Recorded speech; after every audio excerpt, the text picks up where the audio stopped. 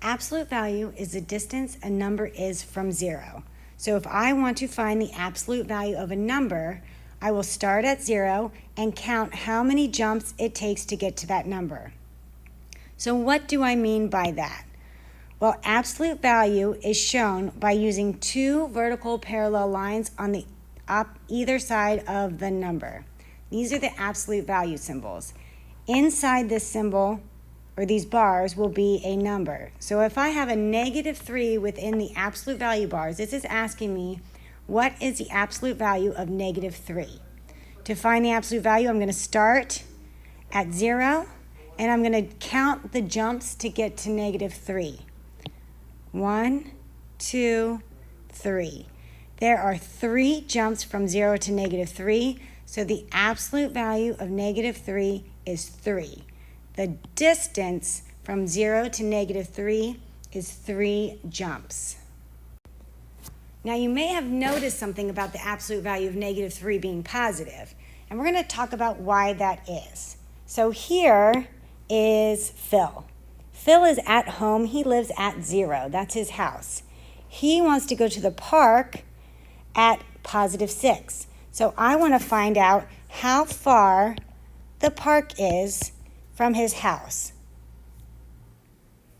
So now let's see. So Phil is going to walk 1, 2, 3, 4, 5, 6. Oh, he disappeared. He had to take 6 jumps or steps to get to the park. That means the absolute value of 6 is 6.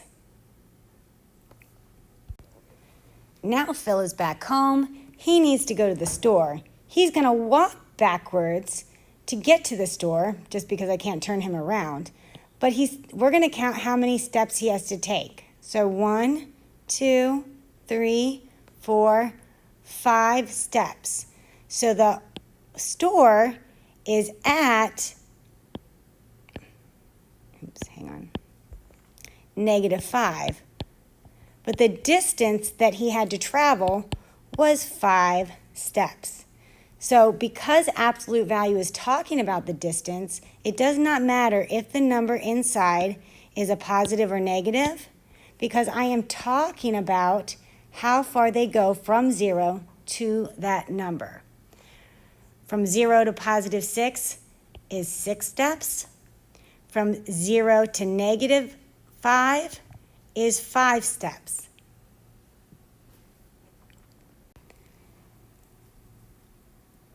So let's look at some absolute value problems.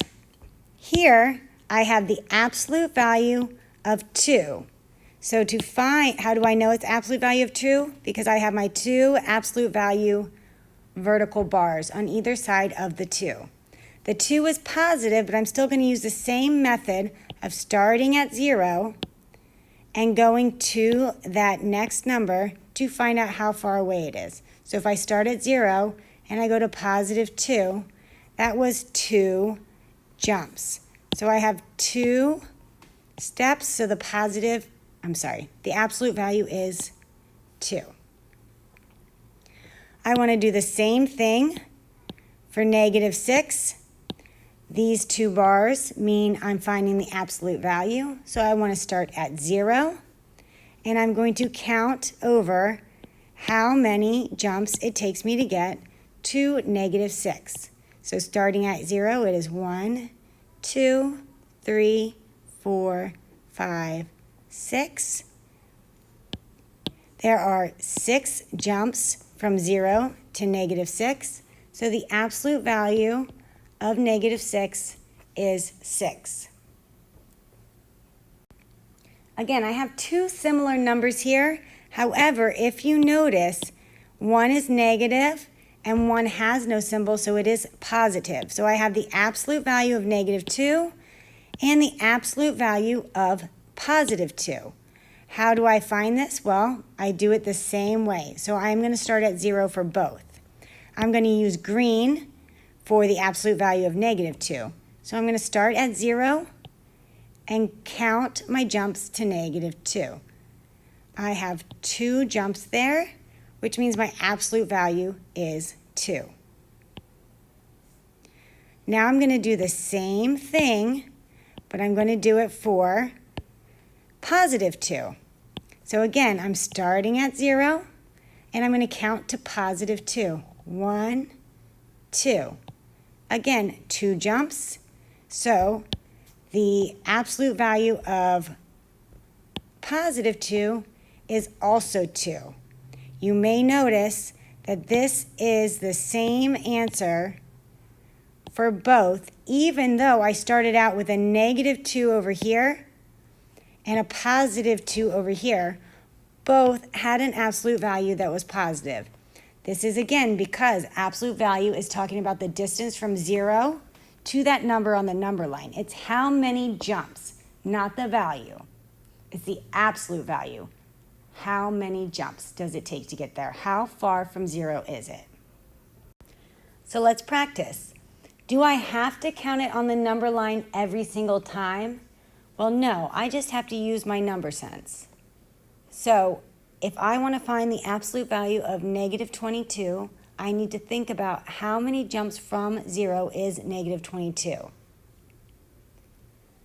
So if you said 22 jumps, you are correct, and the absolute value of negative 22 is positive 22, or just 22. What about the absolute value of 135? Well, 135 is going to be 135 jumps from 0.